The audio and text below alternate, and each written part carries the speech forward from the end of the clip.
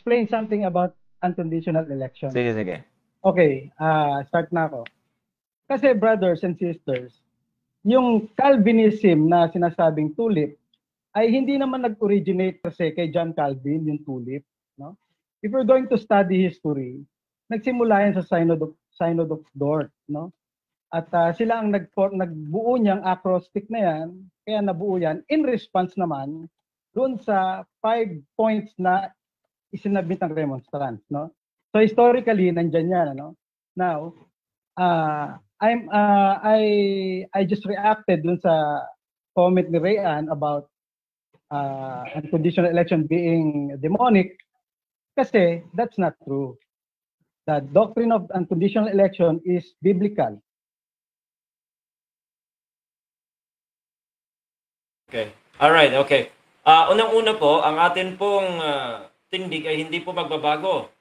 At hindi po natin sinasabi na the doctrine of election, ano po yung sabi niya? Ulitin natin. The doctrine of unconditional election is, no? So historically, nandyan yan, ano? Now, I just reacted dun sa comment ni Rayan about unconditional election being demonic kasi that's not true. All right.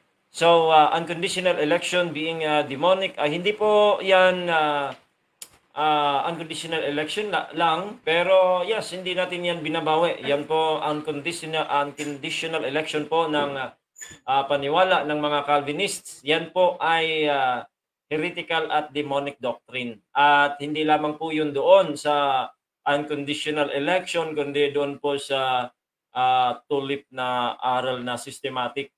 So, yan po yung ating sinasabi. At ang sabi po niya, the doctrine of election is biblical. The doctrine of unconditional election is biblical. The doctrine of unconditional election is biblical. Yan po ay mali at hindi po yan mababasa po sa Biblia. Kasi po ang doctrine sa mga hindi po nakakaalam sa doctrine of unconditional election before the foundation of the world. Wala pang mga tao, wala pang mundo. Namili na po ang Diyos ni Calvin, ang Diyos ng mga Calvinist, kung sino-sino lamang o iilan ang kanyang ililigtas.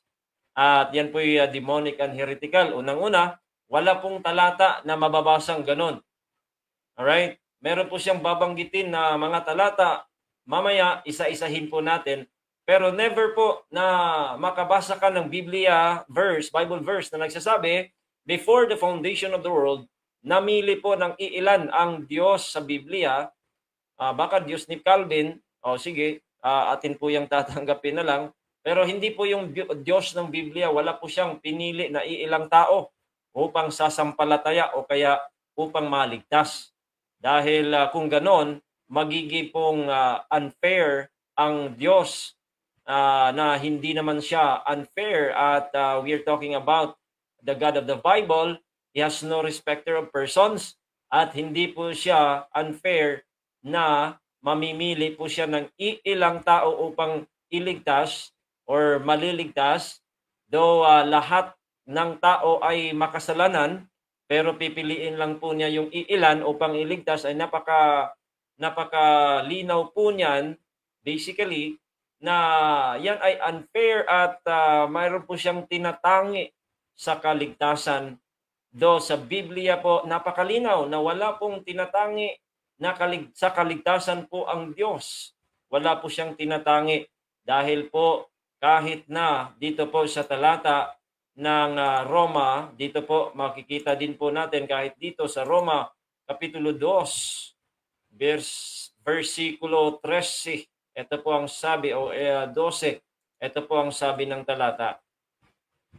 Atin pong basahin ang Tagalog, mga kapatid, para po malinaw. Ayan. Sa verse number 12, ito ang sabi ng talata.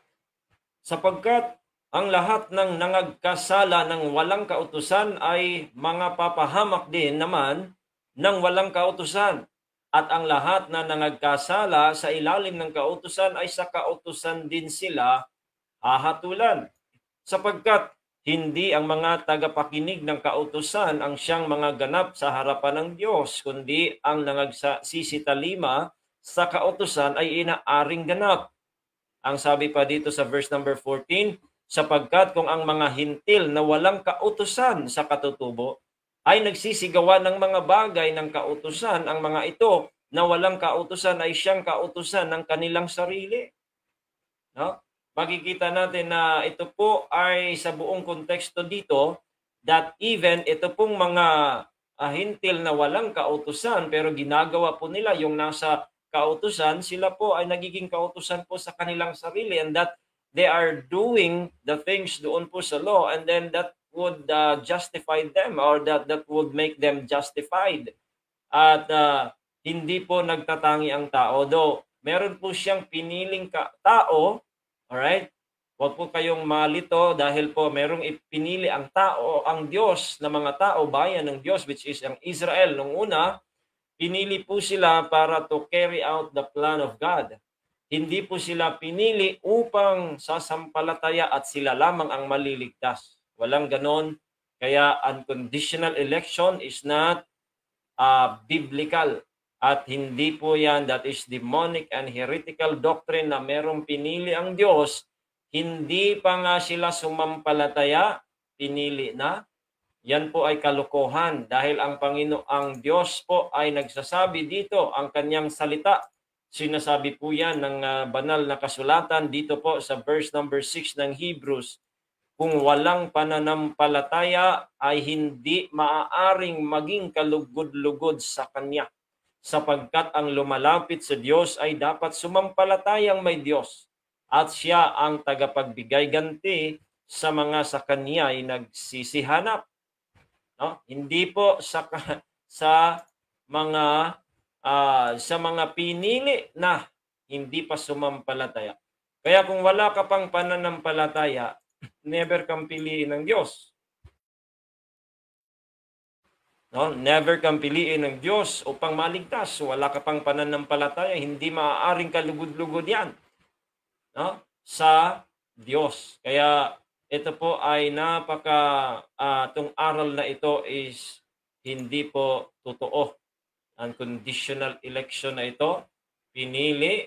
Tapos kung hindi ka pinili, wala kang karapatang maligtas. Yan po ay demonic and heretical. That is not the God of the Bible. That is not the teaching of the Bible. Tuloy natin. And I will just share some of the key passages. Kasi si Ray, ginagamit niya lagi yung sa OSAS, yung Ephesians 1:13, Ang sabi kasi doon, in Him you also, when you heard the word of truth, the gospel of your salvation, and believe in Him, you were sealed with the Holy Spirit, promised Holy Spirit. And in 14 it says, who is the guarantee of our inheritance until we acquire possession of it, to the praise of His glory. Now, what I want you to notice is that in verse 14, it says here that the guarantee of our inheritance, no? And in the last phrase, it says to the praise of His glory, meaning to the praise of God's glory, no? That's the purpose. Now, if we're going to go up in verse... Alright, so isa-isahin nga natin. Kaya ginagamit ko daw yung Ephesians chapter 1 sa OSAS, and that is true. That is true. Why? Because the Bible says, napakalinaw, nasa Kanya ay kayo rin naman pagkarinig ng aral ng katotohanan ng ebanghelyo ng inyong kaligtasan. Nasa Kanya rin naman mula nang kayo'y magsisampalataya ay kayo'y tinatakan ng Espiritu Santo or banal na Espiritu na ipinangako. So ito po ay isang sampal sa mukha ng mga Calvinists. Dahil ang sabi po dito, ang pagtanggap ng banal na Espiritu ay sa pamamagitan po ng pakikinig ng aral ng katotohanan at ebanghelyo ng kaligtasan. Nasa kanyo rin naman mula nang kayo'y nagsisampalataya. There is that point of time na tayo po'y nagsisampalataya at doon po itinatak ang banal na Espiritu na ipinangako. So malinaw po dito na ito po ay para po sa atin, kayo rin naman. Ito po sa English kasi in 1:13 is in whom, that is in Him, in Christ Jesus. That is in Christ Jesus. Ye also trusted. After that ye heard, puro past tense po yan, the gospel of your salvation. After that ye believe. After ye believe, you were sealed with that Holy Spirit of promise. And that sealing of the Holy Spirit, yan po ay sa Romans chapter 8 verse number 9, yan po ang nagpapagiging kay Kristo ng isang tao. But ye are not in the flesh, but in the Spirit, dito po sa Tagalog. Datapwat kayo'y wala sa laman, kundi nasa sa Espiritu, kung gayo'y tumitira sa inyo ang Espiritu Santo or ang Espiritu ng Diyos. Datapwat, kung ang sino may walang Espiritu ni Kristo, siya'y hindi sa Kanya. Ayan. So napakalinaw. Kaya ibig pong sabihin po sa dito doon po sa Efeso 1:13, that point of time na ikay sumampalataya after you heard the word of truth. No? Hindi po after you are generated or regenerated. Dahil ikay pinili, wala pong ganong wala po. Ang kanyang pinatutunayan, by the way, is unconditional election. Tapos ang ginagamit po niya, Efeso 1:13 hanggang 14.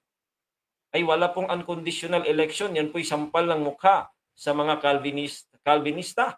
Dahil sa kanilang paniniwala na kaya nga sila po ay naniniwala na parabang sila po ay nasa kay Kristo na. Kung sila po ay magbabasa po sa mamaya, ipapakita niya yung isang talata.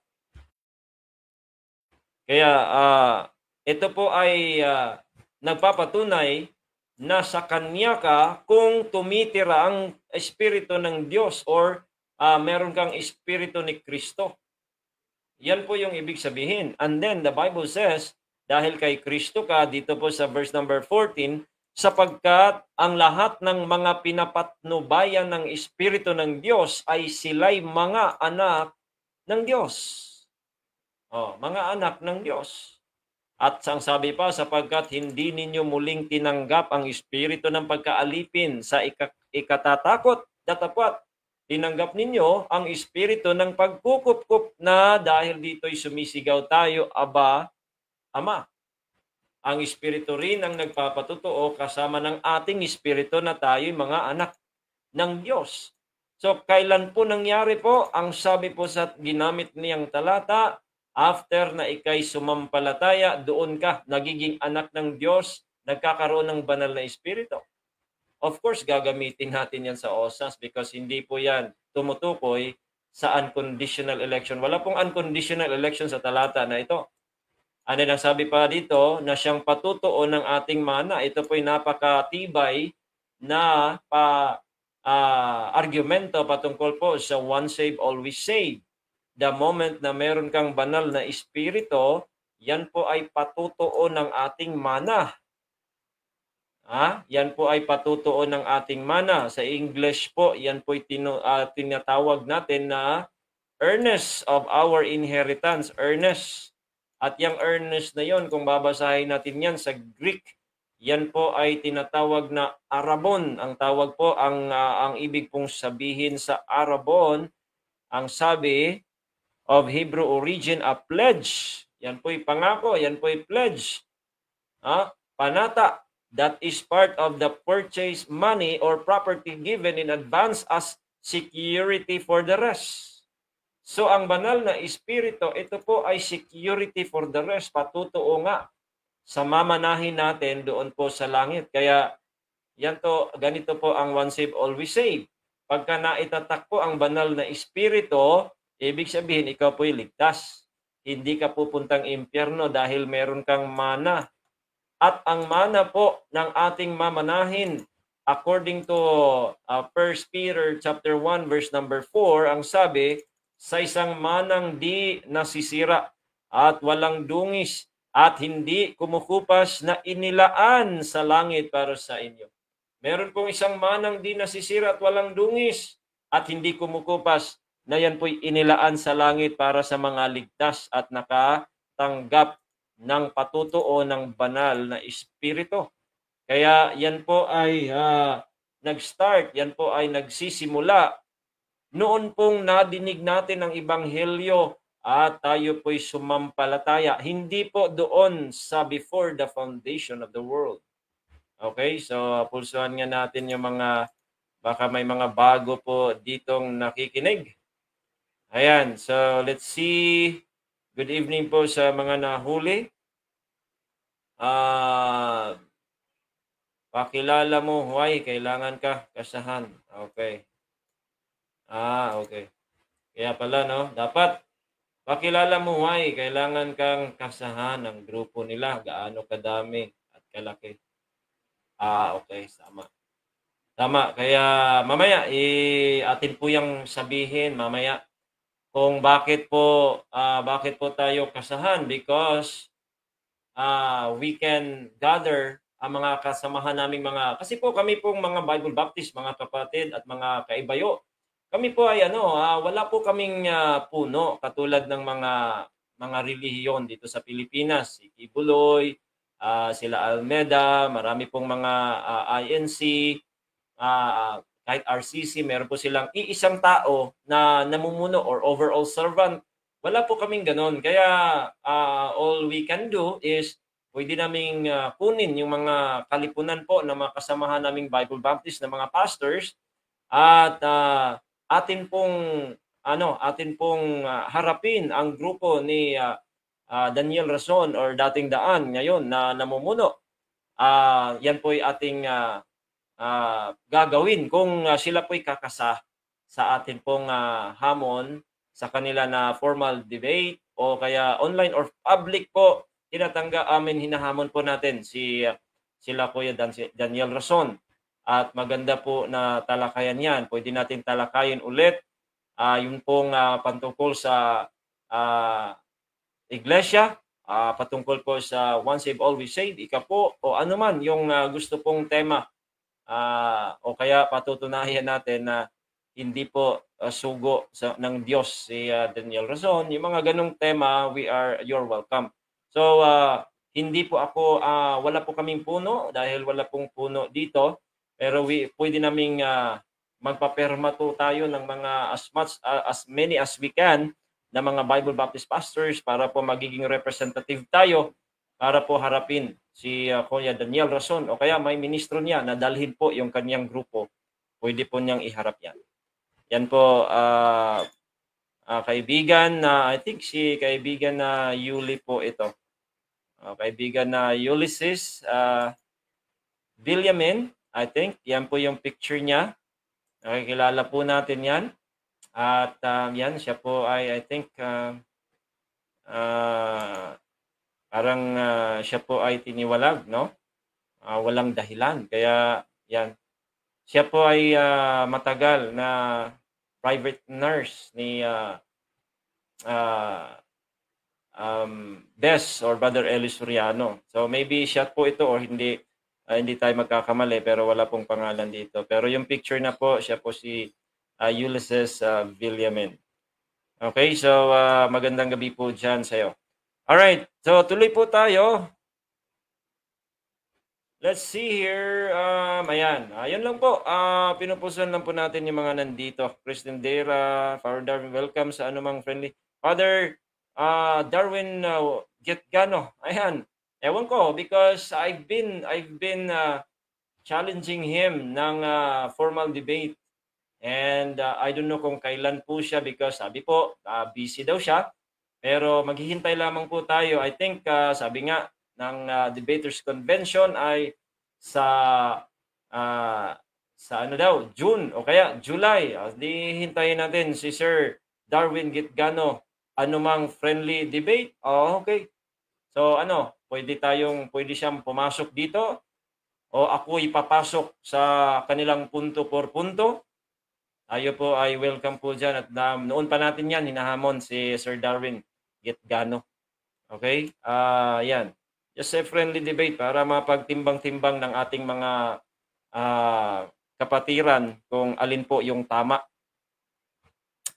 So, here. Let's see. Okay, so tuloy muna natin mga kapatid ang ating video. Mamaya po sasagutin po natin yan. Lahat ng inyong mga katanungan dyan until matapos po tayo. Okay. Alright. So here, tuloy po natin. 11, it says here about the inheritance, you know? And this is it. In verse 11, it says, in him we have obtained an inheritance, having been predestined according to the purpose of him who works all things according to the counsel of his will. Okay, that is verse 11. Itaas natin. Tayo din dito sa Tagalog. Tayo rin naman sa kanya ay ginawang mana na itinalaga na niya tayo nang una pa ayon sa pasya niyaong gumagawa ng lahat ng mga bagay ayon sa pasya ng kanyang kalooban. Ito po'y basahin natin sa English kasi napakalino po yung kanyang binasa, in whom or in him. In whom also we have obtained an inheritance. Okay? Saan daw tayo naka-obtain ng inheritance? Kay Kristo. In whom or in him. At sabi, being predestinated according to the purpose. Wala pong problema sa predestinated. Kasi po, kay Kristo, alright? Dahil po nakipag-isa tayo kay Kristo at nasa kay Kristo tayo, ang Panginoon Jesucristo nasa atin by the person of the Holy Spirit. That's why tayo po ay nakipag-isa. Now, in whom, doon po kay Kristo, na-obtain po natin yung inheritance. At we are being predestinated according to the purpose. So the moment na tayo po ay nasa kay Kristo, predestinated po tayo. No? Predestinated po tayo. We are predestined to go to heaven. Why? Because yung kay Kristo, wala pong mawawala. Yung nasa kay Kristo, yan po'y tinatawag natin na katawan ni Kristo. Kung tayo po ay katawan ni Kristo, ay hindi ka pupuntang impyerno doon.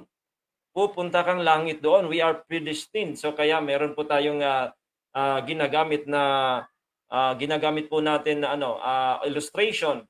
For example, yung isang eroplano na papuntang Amerika, that is predestined na pupuntang Amerika. Hindi po 'yun mapuntang ibang lugar. No, pupunta po yung Amerika, that is predestined na pupunta na doon. The moment na makasakay ka doon, you are predestined to go to America, to the US. Yan po yung predestination dito. Pero dapat nasa in him ka or in whom? In him, that is in Christ Jesus. Because that theme, no, ang tema po ng Efeso 1 ay puro yan in him. Kaya merong in whom, that is still in Christ. Lahat po yan, ng binabasa natin, in whom, in him, in Christ, yan po yung tema ng Efeso. Kaya ngayon, nakikita natin na being predestinated, wala pong problema dito, and there is nothing unconditional election in these verses na ating binabasa. Wala po, kahit isa, kahit anino po dito, wala pong unconditional election. Sige, tuloy po natin. No?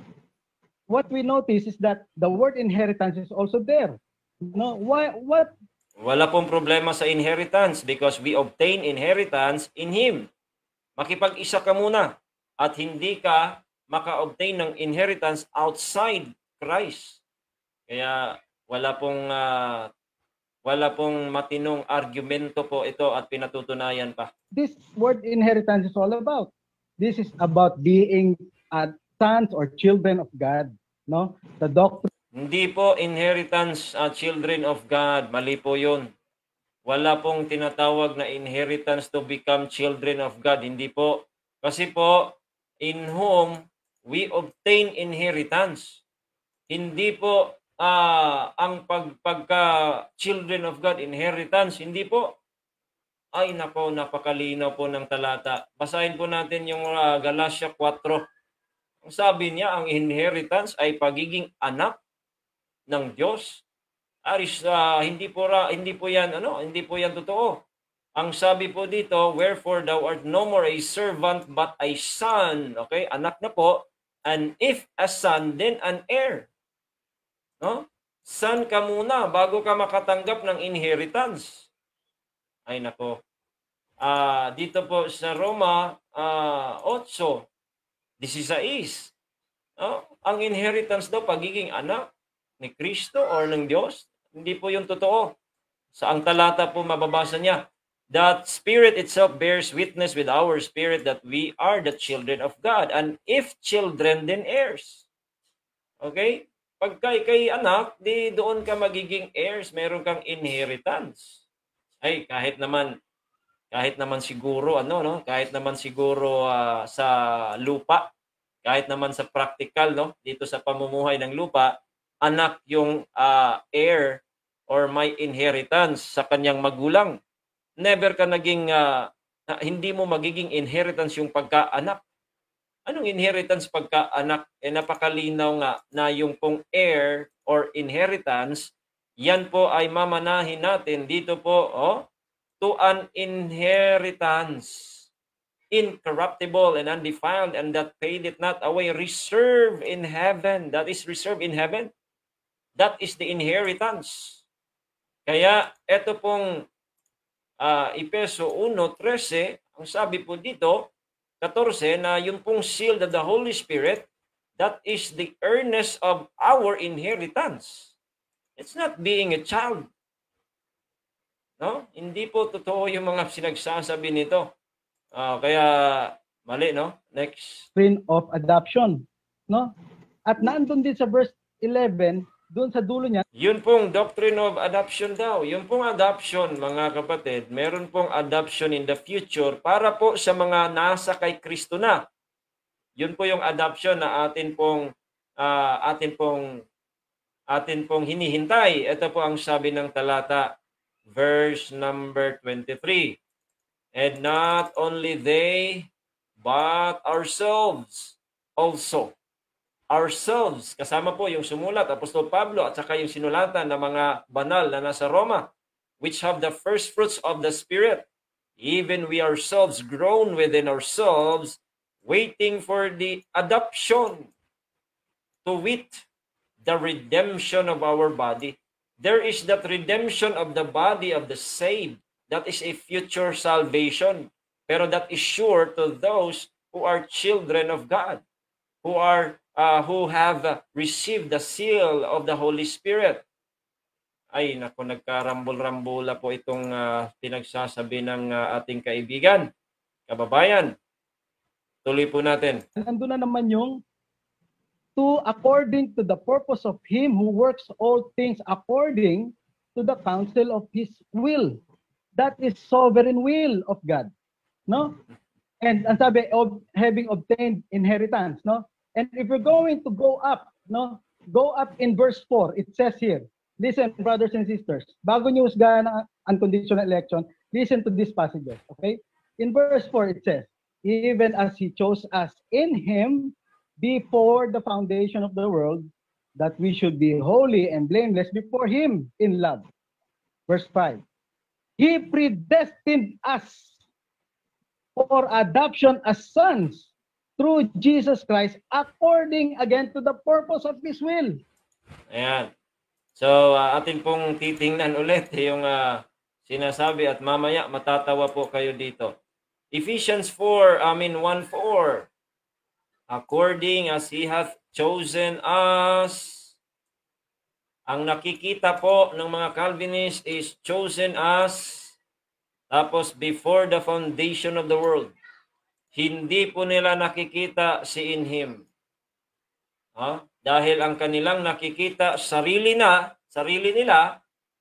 okay? Sarili nila po yung kanilang nakikita na hindi naman sila pinanganak at hindi naman sila naging in Him bago pa na tatag ang sanlibutan. So napakalinaw po yan na pamimilipit at parang hindi naiintindihan. At alam ko hindi naiintindihan because mamaya matatawa po kayo sa kanyang sasabihin. Ang sabi po dito, according as He hath chosen us in Him. Okay? the doctrine of election, biblical election, the doctrine of election is biblical. Meron pong biblical yung election na doktrina. Pero yung unconditional election ni John Calvin, yan po ay demonic at heretical na wala po sa Biblia. Meron namang pagpili. Ito, pili o chosen. Sino ang pinili? Yung us. Sino yung us? Yun po yung mga saints sa Epeso. At saan po pinili? In Christ po ang pagpili. Ibig sabihin po, mga kapatid at mga kaibigan, mga kaibayo, at mga kababayan na Calvinist, ang pagpili po dito ay nasa kay Kristo. Kaya ang tanong, ang pinakatanong dito, ito bang talata nagsasabi na may pinili na iilan ang Diyos upang sumampalataya? Ay hindi rin.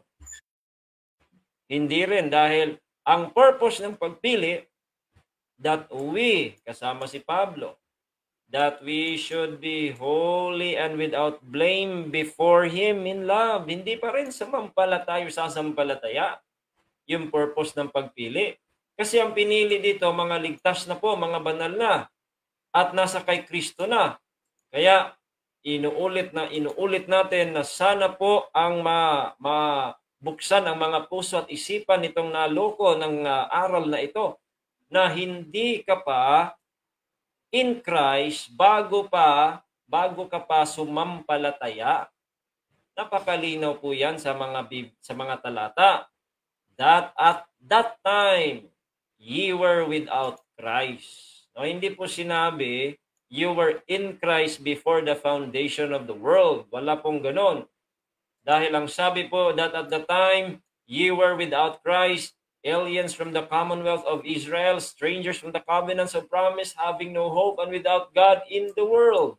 But now in Christ Jesus. Now, ngayon, nasa kay Kristo. Ye who sometimes were far off. Malayo ka. Hindi ka nasa kay Kristo before the foundation of the world. So bakit po before the foundation of the world? Because the center of this before the foundation of the world is the in Him. Because Jesus Christ is the Alpha and Omega, nakipag-isa tayo, kaya kung ano man, inheritance yan.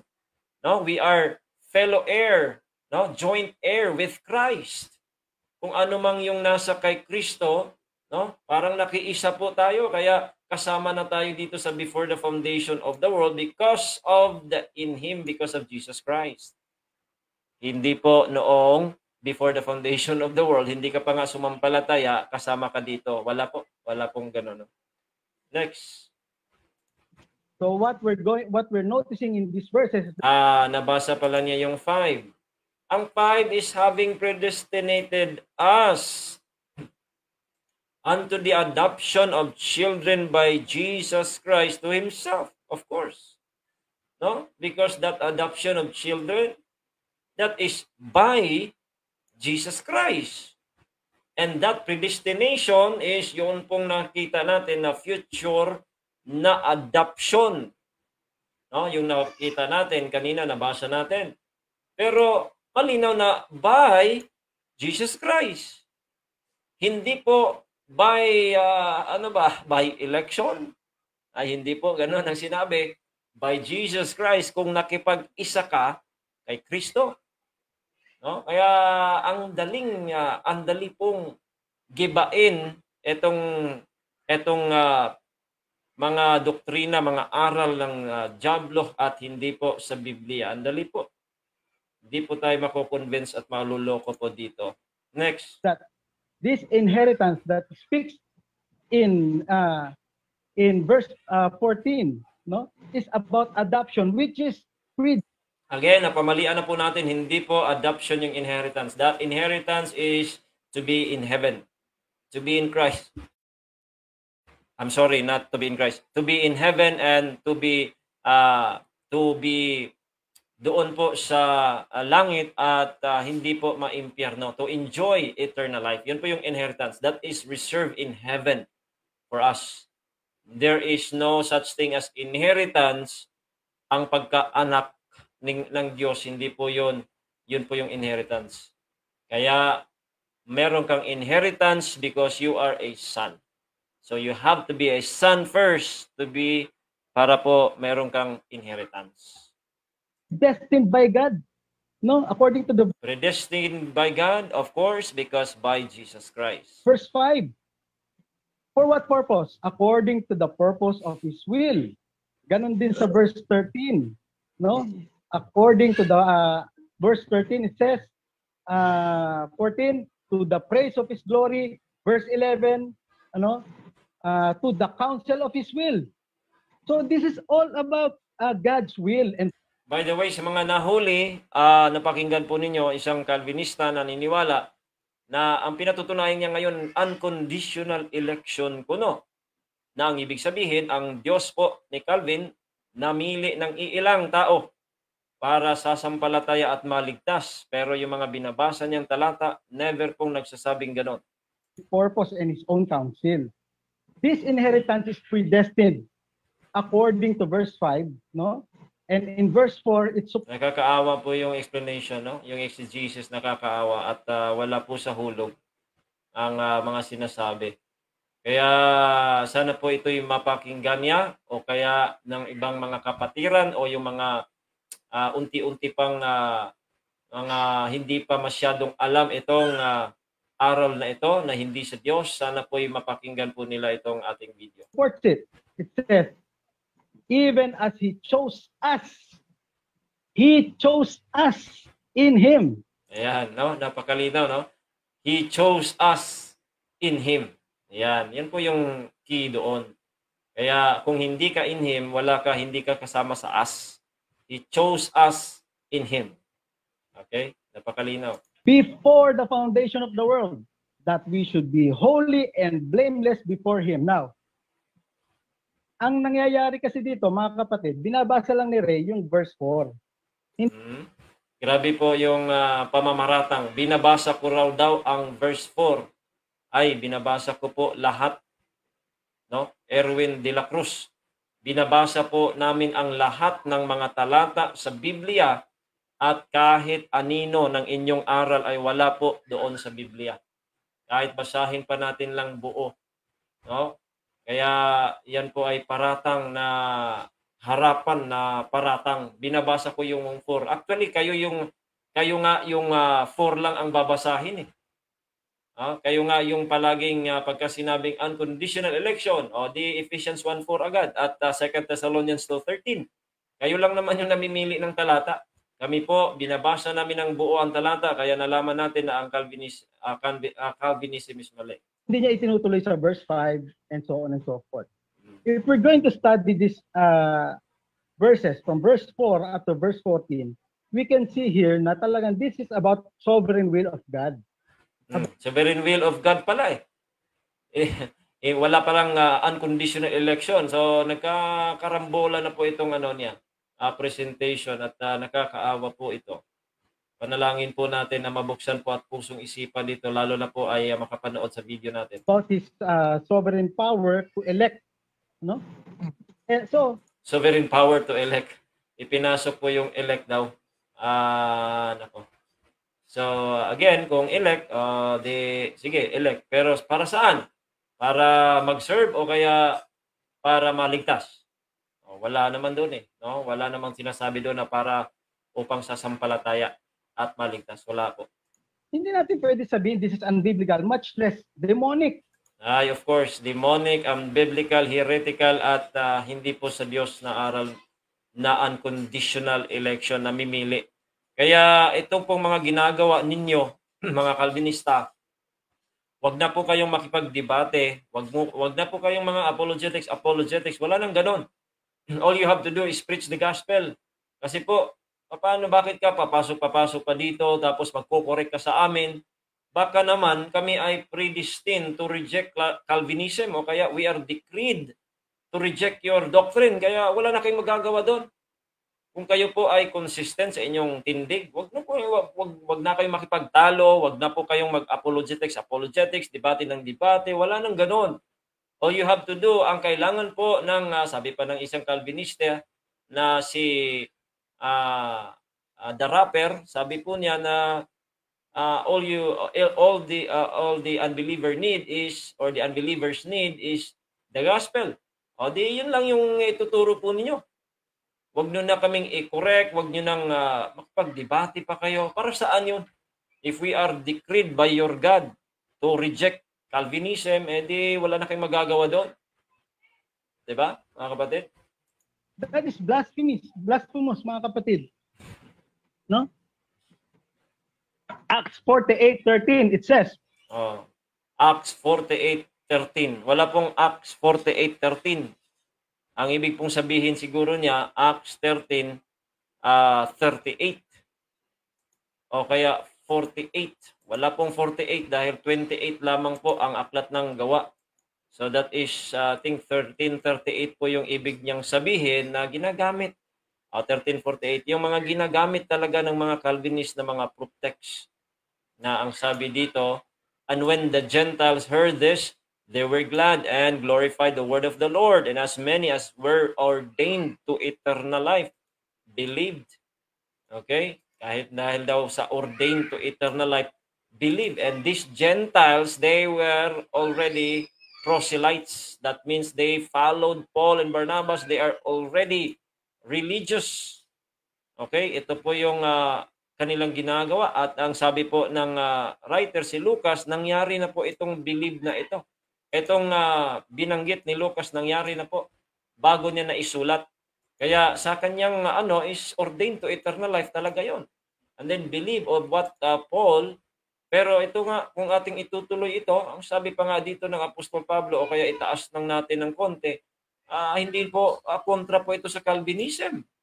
Then Paul and Barnabas waxed bold and said, it was necessary that the word of God should first have been spoken to you, but seeing ye put it from you. Ayan o. Walang irresistible grace dyan. And judge yourselves unworthy of everlasting life. Now they judge themselves unworthy. That's why they turn to the Gentiles. So yung mga unworthy of everlasting life, nag-reject. Tapos ito pong ordained to eternal life, sila po yung nag-believe. Pero that already happened, na nangyari na po yan. So ito po ay mga proselytes na naniniwala na po sa Kaya yung pong nagkakagulo po, 48, wala pong 48. Ordained to eternal life. Ordained to eternal life. In other translation, chosen unto eternal life. In Thessalonians, wala pong, I don't know kung ano pong talata na chosen to eternal life, wala pong ganon. Ordained to eternal life, or that is, kung ordained sila to eternal life because they believe. That what Luke perceived sa after they believed. Okay? Nauuna po ang kanilang pag-believe. So, ang conclusion ni Lucas, they are ordained to eternal life because these people, yung mga Hudyo ay they judge themselves unworthy of everlasting life. So, yan po, no? Babasahin lang natin ng lahat, no? Hindi po natin piliin ang talata. Chosen to salvation. So, these are just clear, unmistakable. In Thessalonians, it says, chosen to salvation. Ayan, Thessalonians, di niya alam. So, i-quote po natin. 2 Thessalonians po yun. Erwin. 2 Thessalonians 2:13. Ang 2 Thessalonians 2:13, ang konteksto po dito ay future salvation po ng mga ligtas na. Hindi po ito pinili upang maligtas. Ito, grabe po yung pamimilipit. Kaya napaka-demonic and heretical po itong aral na ito. One of the reasons kaya kailangan nating gagawa tayo ulit ng video, o kaya i-insert na lang natin na hindi ko na point out na bakit demonic and heretical po ang teaching na ito, because itong mga tao, lalo na po yung mga defenders dito, they are fond of twisting the verses of the Bible that is not the word of God. That is the work of the devil, putting doubts and twisting the word of God. No? Kasi po ang sabi po dito, this is about the coming of the Lord Jesus Christ. Itong context dito. The context is all about the coming of the Lord Jesus Christ. And before He comes, meron pong sinasabi dito na meron pong kukunin. Okay, meron pong kukunin dito. He shall be taken out of the way. Pagka siya po ay ma-taken out of the way, lilitaw itong wicked, that wicked which is the Antichrist.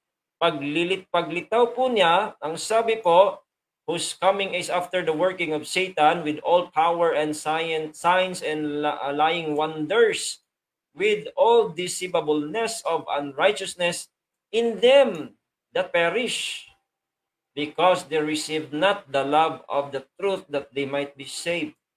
Ayan. So may gagawin po itong Antichrist with all power and signs and lying wonders, with all deceivableness of unrighteousness, doon po sa mga hindi ligtas. Okay? At because they receive not the love of the truth that they might be saved. So doon po mag-work ang itong Antichrist. And for this cause, ito pa, God shall send them strong delusion that they should believe a lie. Ayan. That they all might be damned, who believe not the truth, but had pleasure in unrighteousness. Sa verse 13, but we are bound to give thanks always to God for you, brethren, beloved of the Lord, because God hath from the beginning chosen you to salvation. So anong salvation ito? Ito po'y salvation dito po sa itaas. Salvation po ito sa pagiging damned because sa hindi pagbelieve sa truth. Ito po'y salvation sa about God sending strong delusion that they should believe a lie. Ito pong salvation na ito ay doon po sa power of working of Satan, na mayroong power and signs and lying wonders para po doon sa mga magpe-perish. So ito po ang mga kaligtasan na ito, na ang mga ligtas ay chosen to salvation po sila. Tayo ay chosen to salvation. At ang sabi, from the beginning. Ano po yung beginning na ito? The beginning of their conversion. The moment na ikaw po'y sumampalataya sa Panginoong Jesucristo, ikaw po is chosen to this salvation of the wrath of God, the wrath of the Antichrist, and this working of Satan. Dito po sa tinatawag nating the Lord's Day, tinatawag po nating Great Tribulation. After that you believe, kasi hindi natin alam kailan yon.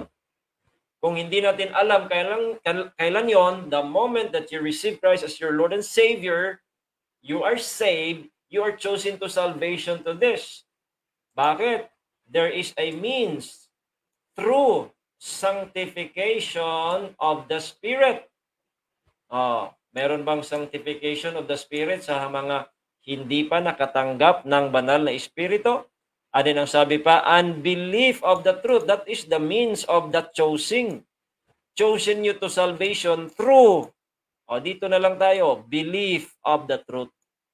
Okay? Kaya nga, yung mga nag-believe, sila po yung chosen to salvation sa mga ganitong bagay na mangyayari sa mga hindi sasampalataya. Wala po itong tinatawag. Pero ang nakikita po dito, ito lang nakikita ng mga Calvinist. Ganyan po kabulag itong mga tao na ito. Kaya ang sabi ko po, kung kayo itong mga Calvinist ay totoong ligtas at mapakinggan po yung ating mga videos, panood po nila, ang totoong ligtas po na Calvinist, aalis po, iiwan po itong aral na ito. Pero kung makipagdebate pa o kaya makipagtalo pa, ay ibig pong sabihin ay hindi po ligtas yung mga yon. Kasi po, tingnan mo, ito lang po yung nakikita nila. Ito lang po na phrase. Saan na po yung true? Saan na po yung believe dyan na wala? Saan na po yung ibang mga talata dito sa taas? It talks about the coming of the Lord Jesus Christ. Saan? Nawawala. Because they are fond of twisting the verses in the Bible. That is not the work of the Lord. That is the work of Satan, my friends. Okay? Kaya tuloy nga natin. So, These are just clear, unmistakable, and ambiguous passages na dinideny nitong mga anti-Calvinist, no? Particularly itong rabid anti-Calvinist na itong mga to na group. Tinatawag tayong rabid anti-Calvinist. Talagang anti-Calvinist po kami dahil hindi po yan aral ng Biblia. Yan po yung naninira ng mga churches. Yan po ang aral na kinakatakutan kinakatakutan ng lahat ng mga pastors kasi yan po yung nanghahati ng mga churches dahil napakagandang pakinggan at andali pong makapasok sa mga churches, nagdadala pa ng pangalang Baptist. Kaya we are really anti-Calvinist. Kung kami po ay anti-Calvinist and you believe to be consistent of your belief, baka kami po ay decreed to be anti-Calvinist. Kaya wag na po kayong makipagtalo. Ayan. I'm sorry to say that. Sorry to say, that's it, Brother Johnson, that's it. Yun lang Okay. may bibigay ko for now because I only have 4 minutes. Okay, sige. Thank you. At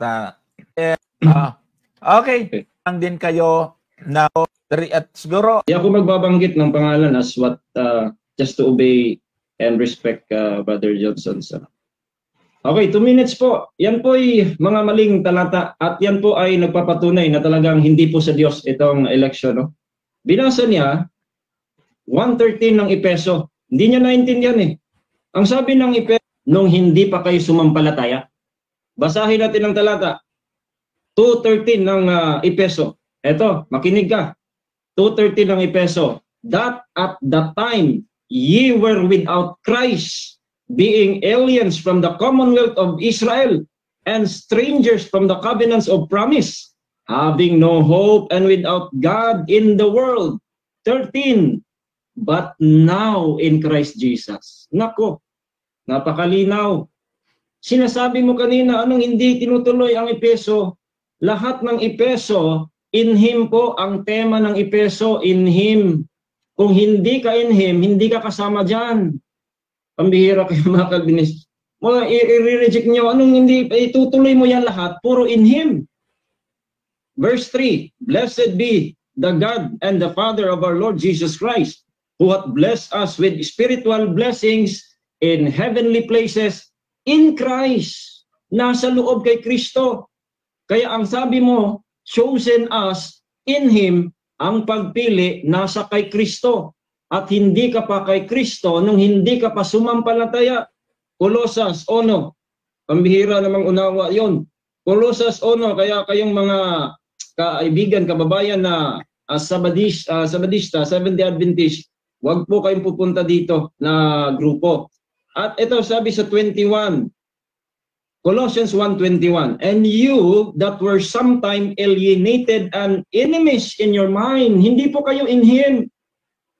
Dapat sana, kung marunong kayo sa grammar, ang sinabi sana sa talata, chosen us to be in Him. Tama po kayo, magkakalbinis po ako. Pero pagkasabihin, chosen us in Him, hindi nyo naintindihan. Tapos gagamitin, kinakain na namin at hindi nyo na ito panal na ito. At ito lang po yung hindi nila bito. So, nagitin po binis nila. at ng personal. Sige, time, hindi na ng time. Sige, anong Opo, masagot mo po doon? Ayan, so natatawa po tayo dito. Sige. So, ang lagi niya lang palusot ay yung in Him. Wala namang problema doon eh. Kasi ang linaw naman sa verse 4 eh. Verse 3 ang sabi, yes, He has blessed in Christ. No, in Him, in Christ. In verse 4 it says, even as He chose us in Him before the foundation of earth. The text is really ambiguous. Ngayon, sinasabi niya, to be in, wala namang pinagkaiba yung to be in Him at saka in Him eh. Pareho lang yun. Pareho lang po ang to be in Him and in Him. Yan po yung ating napakinggan. So ngayon po mga kapatid, ano po ang inyong masasabi? Ano po ang inyong masasabi? Na ang in Him and to be in Him ay parehas lang at walang pagkakaiba in essence. So ano pong ibig sabihin doon? Para po sa mga nakikinig at nagsusuri, ito po sasabihin ko nga sa inyo. Pagka ikaw po ay nasa kulto, kukunin po no? Kukunin po yung critical thinking mo. Yung pong pinag-aralan mo, iiwan mo yon doon po sa papel at doon po sa paaralan mo. Hindi mo na magagamit yon. Hindi mo na magagamit. Pagka ikaw po'y nasa kulto, kaya babala po yan sa mga nasa kulto. Pagka yung utak mo kinuha dyan, tapos kahit itong elementary po, no, kahit babalik tayo sa mga elementary student na atin po silang tatanungin, may pagkakaiba ba ang in him at saka to be in him? Sige nga, ating nang tanungin si Google, okay? Tanungin natin si Google. Si Google, okay? Tatanungin po natin si Google. Google, meron bang pagkakaiba o parehas lang ang to be in him? Okay, so ito po, live po natin na tatanungin. Ay, ako. Hindi para yung phrase, no? Ano ba natin yung phrase? Hindi natin maano yung phrase. Sige, isa-isay natin. To be. To be. Meaning. Wala daw pagkakaiba po, mga kapatid at mga kaibigan. Kaya yan, no? Yan po. Oy, to be pa rin, no? So, hindi pa rin natin hindi pa rin natin ayan, to be. Check nga natin sa to be. That is to be. That is future. Ayan, meron para sa Merriam-Webster. At palakihin natin para makita po ninyo dyan. Ayan, to be. That is future. Okay? Future usually used post positively. And open in combination.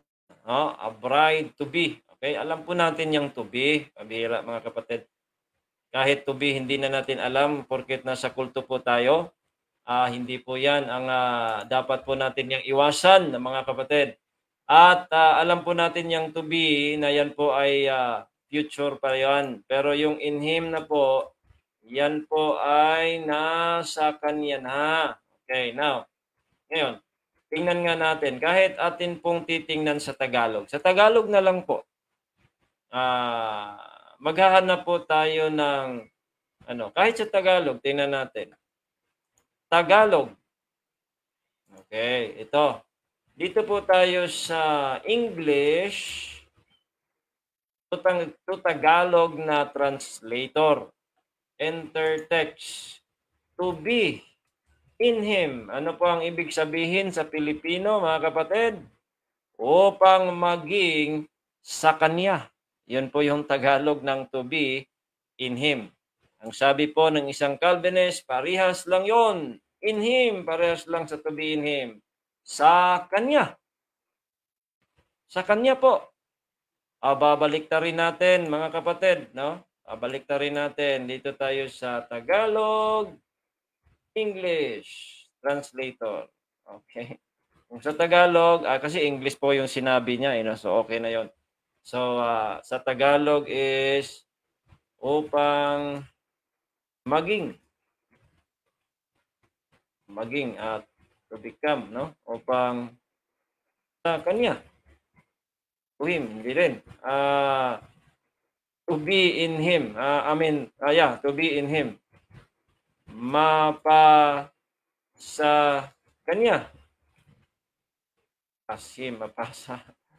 Mapasa kanya.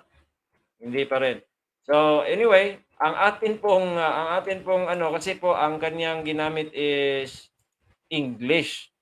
So ito okay na ito. Kasi dito po sa English, hindi ko nga to be in him is upang maging or upang mapasa kanya, mga ganon na Tagalog. Pero tingnan natin yung Biblia nga. In him. Sa in him din po sa Tagalog, tingnan natin sa Ephesians chapter 1.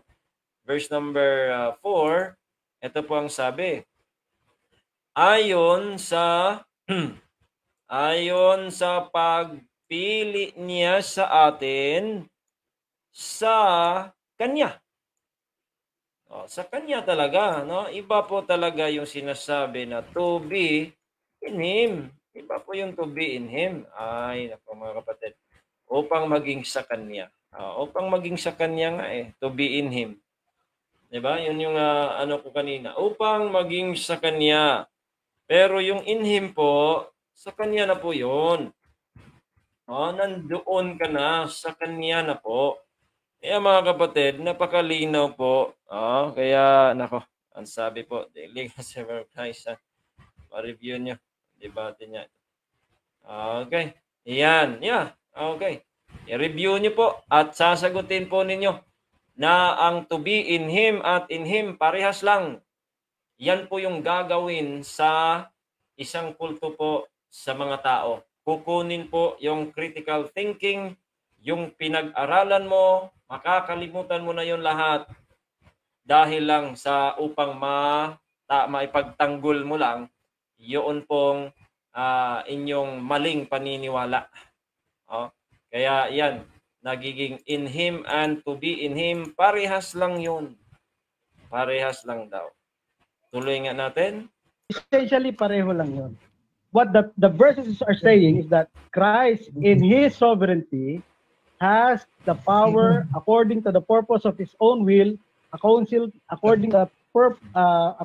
the pleasure of His own will, to predestine, to choose, no? Kaya nga sabi sa verse 4, He chose, past tense, He chose us. In Him, in Christ, of course, kanino ba may in Him? Siyempre kay Kristo lang, siya yung nandito sa lupa. Hindi po ang tanong kanino ka mapapa-in Him. Siyempre kay Kristo, wala namang dispute doon . Ang tanong po, ang pagpili is in Him. Ang dapat na itanong mo, in Him ka na ba before the foundation of the world? Before na sumampalataya ka, in Him ka na ba? Yun po yung tanong dyan. Kahit pagtatanong, hindi natin alam. Kanino ka ba ma-in-Him? Kanino ka ma-in-Him? Wala naman tayong kanino ma-in-Him . Yung Him dyan is Jesus Christ. At that is not the question. The question is, are you in Him before you believe? Before the foundation of the world, are you in Him? Kaya yan, ganyan sana. Siya yung bumaba nga sa lupa . So this verses from verse 4 to verse 14 talks about the plan of salvation of God. Now, that is not talking about the plan of salvation. It talks about the spiritual blessings in Christ Jesus. Yan po yung context, plan of salvation ka dyan. Ang sabi po dyan is, the spiritual blessings we received in heavenly places in Christ. From verse 4 pababa, yan po yung mga spiritual blessings na natanggap natin nasa kay Kristo. Hindi po outside Christ before ka sumampalataya. Wala po kayong talatang ganon, mga Calvinista. Tuloy natin. The Father predestining the elect from the foundation of the world, from the beginning. That's same term. Same na. Before the foundation of the world and then from beginning, same na. Ganyan po yung gagawin, mga kapatid, kung kayo po ay nasa mali. Tapos didepensahan mo yung mali. Ganun po yung magiging unawa natin. Para hindi, parang wala na tayong natutunan. At gusto na nating ibalik po tayo doon sa elementary natin na mga subject sa grammar. From the beginning and then before the foundation of the world are the same? You're kidding me? Same meaning. No? Same meaning. Ayan, no? Same meaning. Sige nga, tanungin nga natin. Same meaning po ang from the beginning. Same meaning po. Mula sa simula. Before the foundation. Before the foundation of the world. No, bago ang pagkakatatag ng mundo. Pero ngayon, if you are a Calvinist, parehas lang yon. To be in Him and in Him, parehas lang, walang pagkakaiba.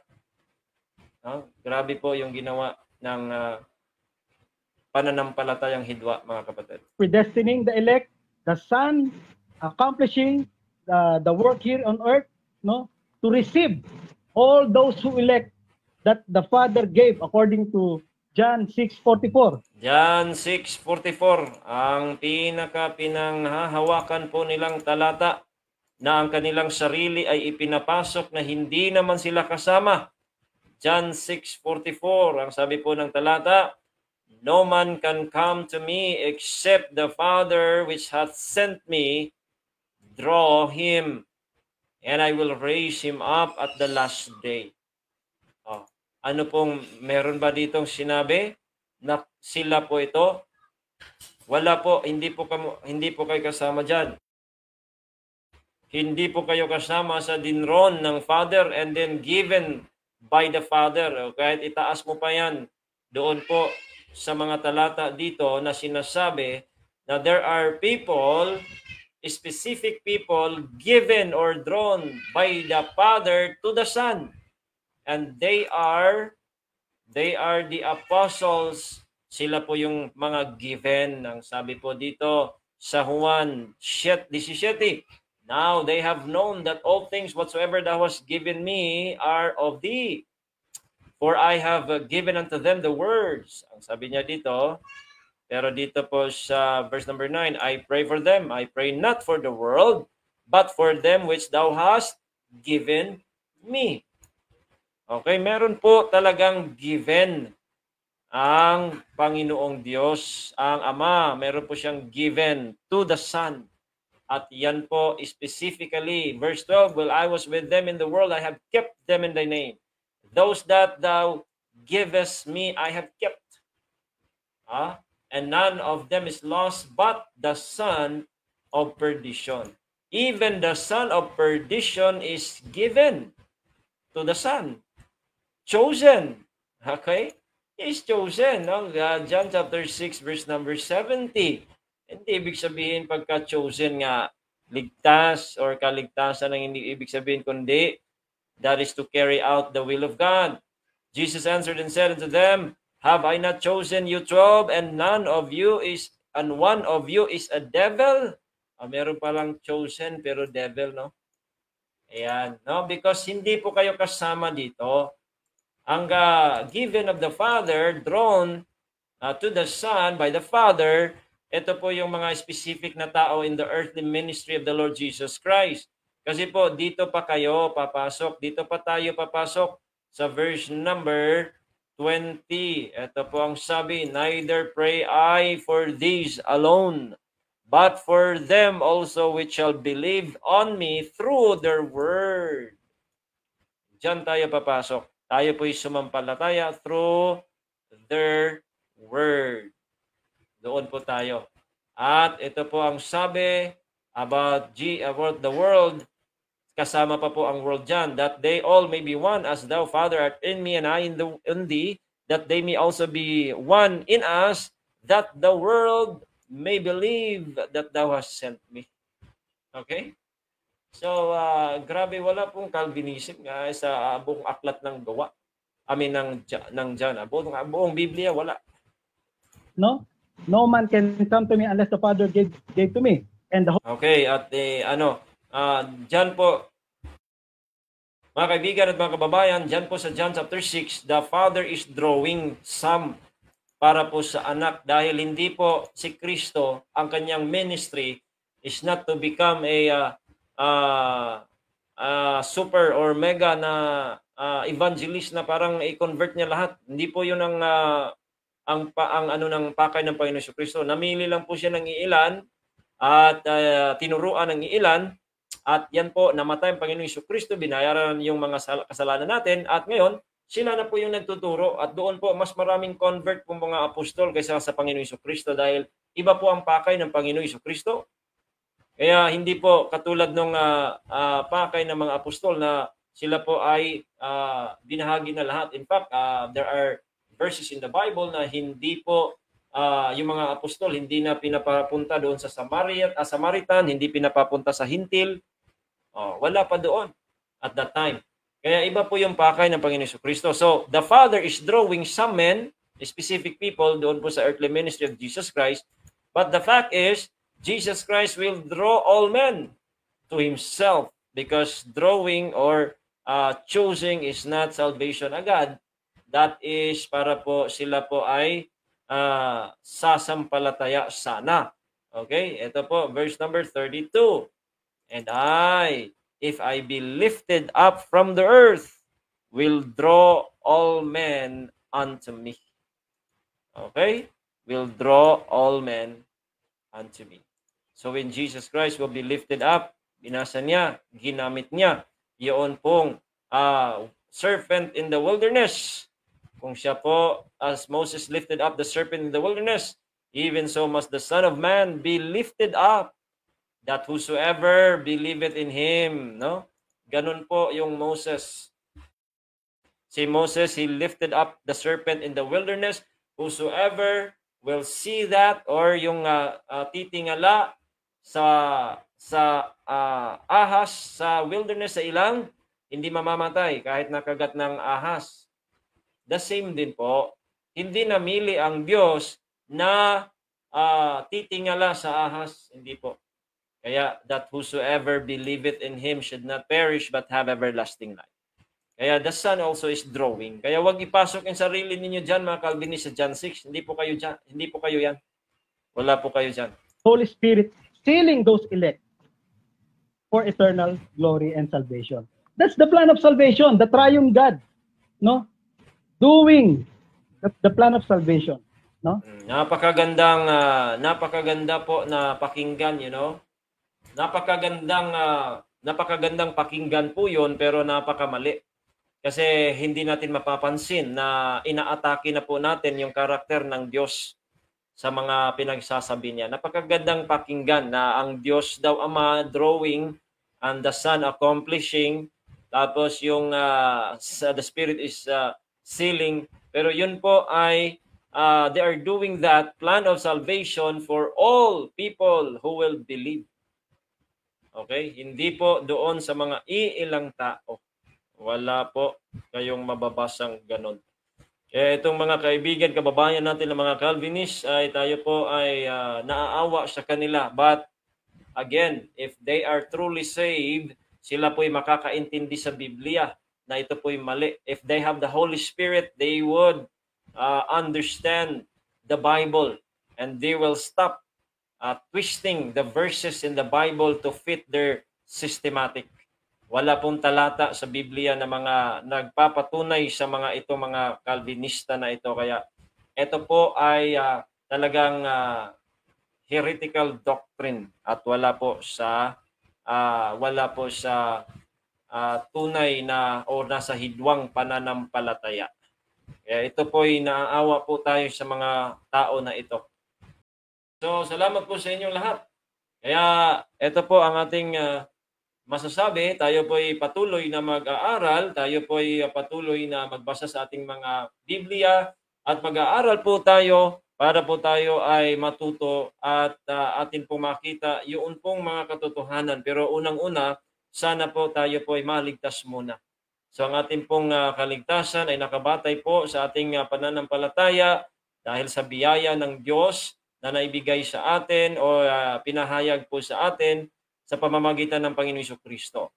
At kailangan po yung maligtas ka, sasampalatayanan mo na ang Panginoong Jesucristo, siya lamang ang Diyos at tagapagligtas.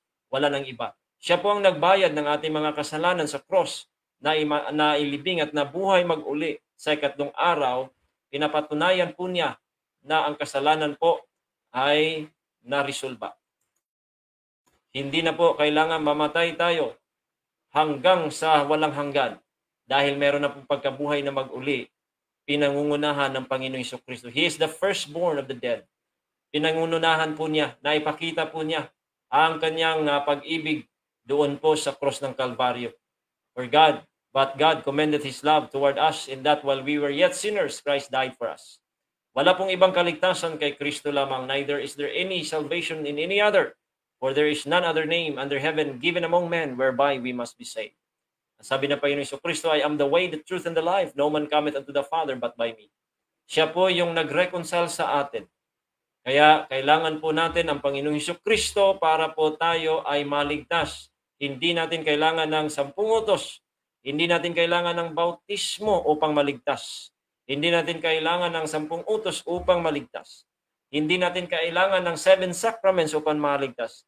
Hindi natin kailangan ng mabuting gawa upang maligtas. Hindi natin kailangan na umanib sa reliyon upang maligtas. Kundi hindi natin kailangang manalangin o magbigay ng pera anuman upang maligtas. Dahil ang kaligtasan ay sa pamamagitan ng biyaya sa Panginoong Jesucristo. Yes, good evening Randy Abian. Patuloy kang makikinig po dito. At maayong gabi din po sa inyo dyan. Ayan po yung kaligtasan. Pero pagkatapos maligtas, yung gawang mabuti, yung pag-anib sa iglesia, yun pong panalangin, pagbibigay, lahat pong mga gawa na yon, gagawin yon ng tunay na ligtas. Yan po yung aral sa Biblia. At ang atin po dito is that ang Diyos, ang Panginoong Jesucristo ay namatay para sa lahat. Para sa lahat, siya po'y namatay. Pero yung pong sasampalataya, siya po ang maliligtas. At yung hindi sasampalataya, sila po ay hinatulan na ng Panginoong Jesucristo. Kaya hindi po ang Panginoon, ang Diyos, ang may responsibilidad sa ating pananampalataya. Dahil sa hindi natin pagsampalataya, tayo po ay pupuntang impyerno. Kaya ang pagsampalataya ay nasa sayo kung ikaw sasampalataya o hindi. Pagkatapos mong marinig ang Ebanghelyo, pagkatapos mong malaman na ikay makasalanan na pupuntang impyerno at walang magagawa upang iligtas ang sarili mo, nasa sayo kung ikaw ba ay tatanggap, ikaw ba ay sasampalataya, ikaw ba ay maniniwala, sasampalataya sa Panginoong Jesucristo sa kanyang ginawa sa cross. Yan po yung ating tindig dito po sa ating mga pananampalatayang Bible Baptist. Okay? Kaya mga kapatid, at yun white lie ba, kasalanan din ba? Pwede ba pasingit itanong? Yes, kasalanan po. Wala pong white lie, black, red, basta lie, yan po ay lie. Basta lie is lie. Sin is sin sa Diyos. Because walang katiting na kasalanan na makapasok sa langit. May kasalanan ka kahit katiting, white lie yan, papasok ka sa langit. Wala pong white lie, black lie sa Bible. Lahat po ay lie. Lahat ng lie is lie. And all liars shall have their part in the lake which burneth with fire and brimstone, which is the second death. Kaya kailangan po maligtas, mga kapatid. Kaya ito pong salita ng Diyos, dapat ninyong pakikinggan.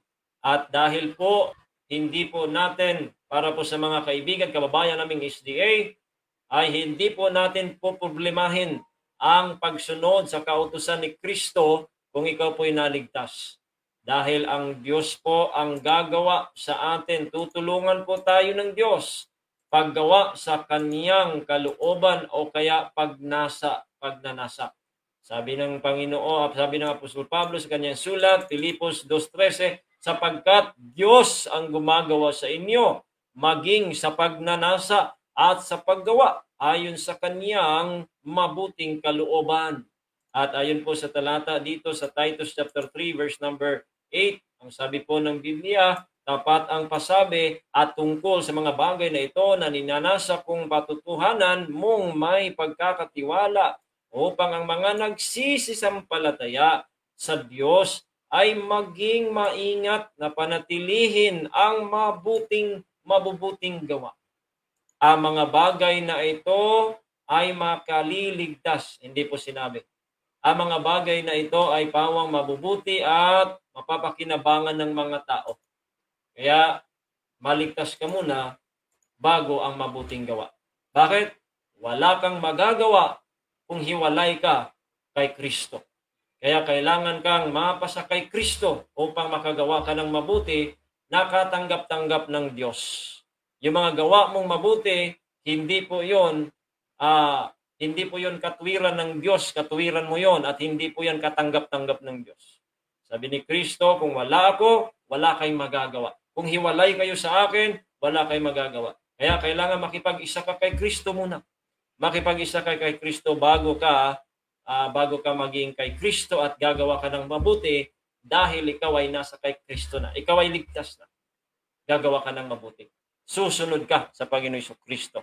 Kaya ang sabi po ng Panginoong Jesucristo dito sa sulat ng Apostol Pablo, dito po sa Colossus 2:6, ang sabi po ng talata, kung paano nga na inyong tinanggap si Kristo Jesus na Panginoon, ay magsilakad kayong gayon sa Kanya.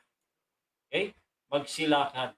Kaya ang mabuting gawa, yan po ay resulta ng ating pananampalataya.